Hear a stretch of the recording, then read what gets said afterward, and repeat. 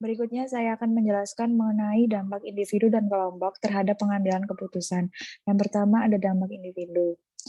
Dijelaskan di PPT tersebut, faktor pribadi atau individu merupakan suatu cara mengumpulkan dan mengelompokkan kekonsistenan reaksi seseorang individu terhadap situasi yang sedang terjadi menurut Lem et al. 2009 halaman 221. Nah, di sini faktor individual itu artinya pilihan seseorang untuk mengambil keputusan tertentu yang dipengaruhi oleh hal-hal yang melekat pada dirinya, seperti motivasi dan kebutuhan, persepsi, dan juga sikap. Berikutnya, dalam konteks faktor individual, maka pengambilan keputusan dapat disimpulkan suatu proses di mana seseorang melakukan penilaian terhadap berbagai alternatif pilihan dan memilih salah satu atau lebih alternatif yang diperlukan berdasarkan pertimbangan-pertimbangan tertentu. Di sini definisi ini menegaskan bahwa suatu keputusan tidak harus memilih satu dari sejumlah alternatif. Akan tetapi keputusan harus didasarkan pada relevansi antara masalah dan tujuannya. Perilaku seseorang individu akan menentukan proses pengambilan keputusan. Berikutnya dijelaskan ada 4 pendekatan individu yang berbeda dalam pengambilan keputusan, yaitu yang pertama, analitis. Analitis ini berarti memiliki toleransi jauh lebih besar terhadap ambiguitas, cermat, mampu menyesuaikan diri dengan situasi baru. Yang kedua ada direktif. Direktif ini artinya memiliki toleransi rendah atas ambiguitas, mencari rasionalitas, efisien, logis, mengambil keputusan cepat, dan berorientasi jangka pendek. Yang ketiga ada konseptual. Konseptual berarti berpandangan sangat luas, mempertimbangkan banyak alternatif, dan orientasi jangka panjang untuk menentukan solusi yang kreatif.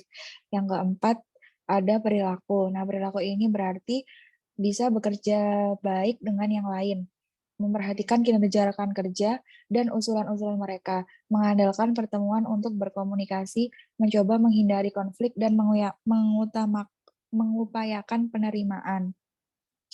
Berikutnya yaitu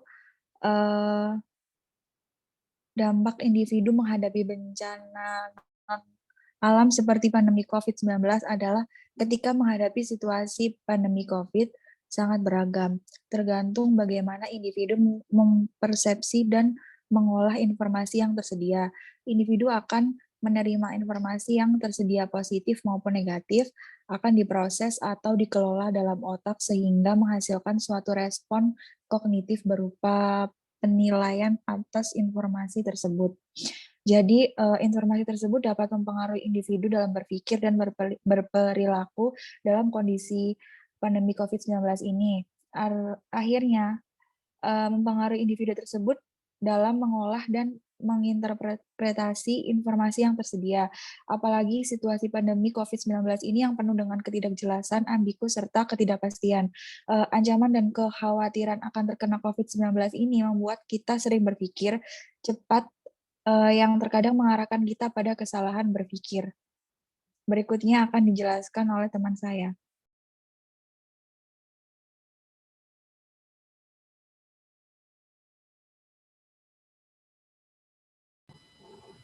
Selanjutnya yaitu dampak kelompok terhadap pengambilan keputusan. Dampak kelompok yang pertama yaitu tergantung dari gaya kepemimpinan. Kelompok itu dapat berpengaruh terhadap suatu keputusan dikarenakan kelompok atau organisasi mempunyai keputusan yang dapat dipertimbangkan oleh pemimpin organisasi dalam menyikapi masalah dan mempengaruhi kelompok lain. Ini juga dapat menjatuhkan organisasi serta mementingkan kelompok tersebut. Para pemimpin biasanya memiliki gaya dalam mengambil suatu keputusannya, yaitu dengan cara menghindari masalah, mengabaikan informasi yang menunjuk sebuah masalah. Yang kedua yaitu penyelesaian masalah, dan yang ketiga pencari masalah. Jadi dapat dikatakan bahwa gaya dari seorang pemimpin juga sangat mempengaruhi dalam pengambilan suatu keputusan, karena dapat dilihat sendiri bahwasannya gaya yang ia miliki masing-masing beragam dalam mengambil suatu keputusan. Dalam pengambilan keputusan kelompok, rapat merupakan salah satu alat terpenting untuk mencapai informasi dan mengambil keputusan. Dan dampak atau pengaruh melalui suatu rapat yaitu yang pertama, masalah menjadi jelas karena dibicarakan dalam forum terbuka. Yang kedua yaitu menghasilkan pendapat dan pengertian yang dalam. Dengan penerimaan dan pelaksanaan keputusan diambil oleh peserta rapat. Yang ketiga yaitu melatih menerima pendapat orang lain.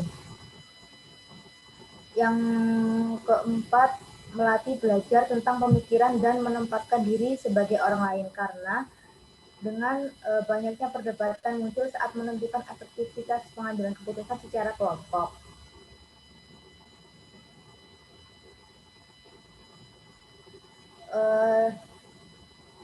Dengan mengadakan rapat dalam pengambilan keputusan, maka kebijakan lockdown yang telah diambil oleh Anies Baswedan beserta pemerintah DKI Jakarta menjadi transparan dan sifatnya jelas, karena pengambilan keputusan tersebut dilakukan dan dibicarakan dalam forum terbuka.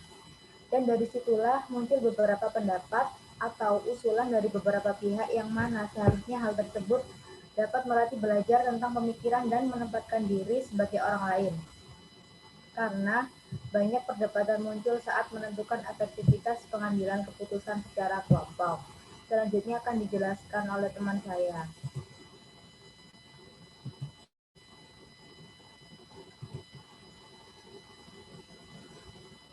Baik, di sini saya akan menjelaskan tentang solusi dalam pengambilan keputusan individu dan kelompok. Yang pertama yaitu pengambilan keputusan individu. Banyak perdebatan muncul saat menentukan efektivitas pengambilan keputusan secara individu atau kelompok. Secara kelompok biasanya membutuhkan waktu lebih lama untuk mencapai keputusan dibandingkan secara individu. Tetapi mengikut sertakan spesialis dan ahli menguntungkan karena interaksi di antara mereka dan menghasilkan keputusan yang lebih baik. Pada kenyataannya, banyak para peneliti menyatakan bahwa keputusan konsensus dengan 5 atau lebih peserta lebih unggul dibandingkan secara individu. Pengumpulan suara terbanyak dan keputusan memimpin kelompok. Keputusan tertentu tampaknya memang menjadi lebih baik jika dibuat oleh kelompok, sementara hal lain lebih cocok jika dibuat oleh individu. Keputusan tidak terprogram lebih cocok jika dibuat oleh kelompok. Curahan bakat biasanya dibuat oleh pemimpin karena begitu pentingnya keputusan ini. Berikutnya yaitu tahapan pengambilan keputusan individu. Yang pertama, mengidentifikasi dan mendefinisikan masalah.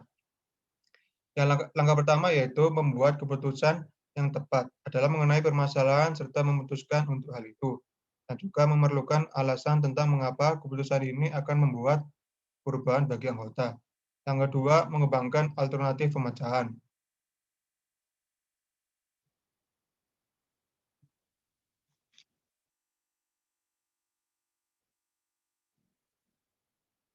Pengembangan alternatif merupakan proses pencarian di mana lingkungan internal dan eksternal yang relevan dari organisasi diperiksa untuk memberikan informasi yang dapat dikembangkan menjadi alternatif yang memungkinkan.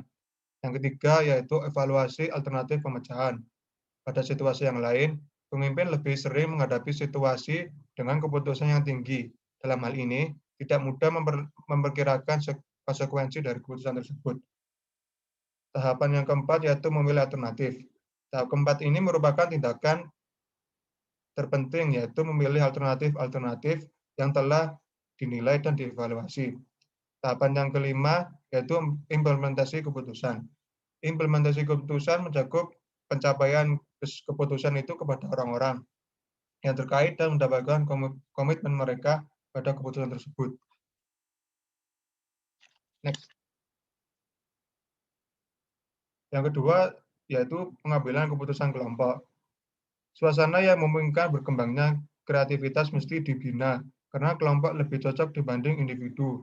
Untuk keputusan tidak terprogram, pengambilan keputusan kelompok mirip dengan sumbangsaran. Diskusi mesti mengalir dan spontan. Semua anggota harus berpartisipasi dan evaluasi awal mesti dihindarkan atas gagasan masing-masing anggota untuk mendorong partisipasi. Pada beberapa contoh, pengambilan keputusan kelompok lebih disukai dibanding individu.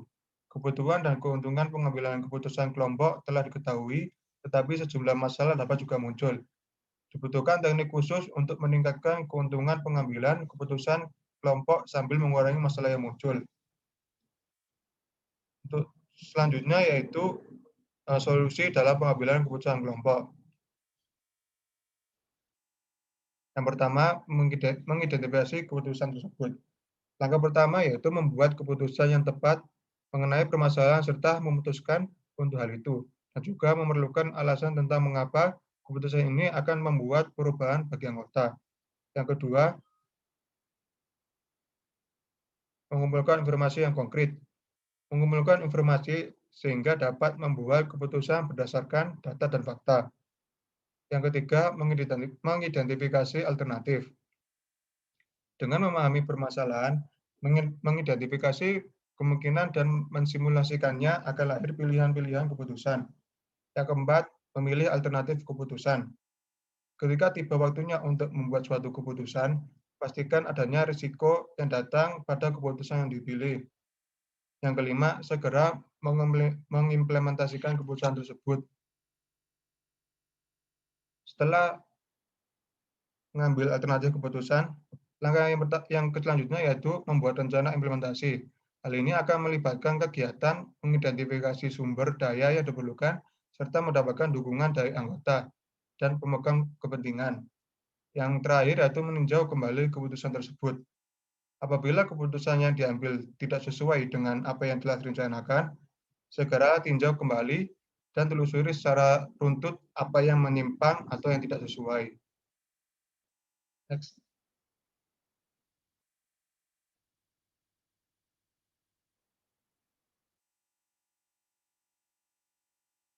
Baik, terima kasih atas waktunya.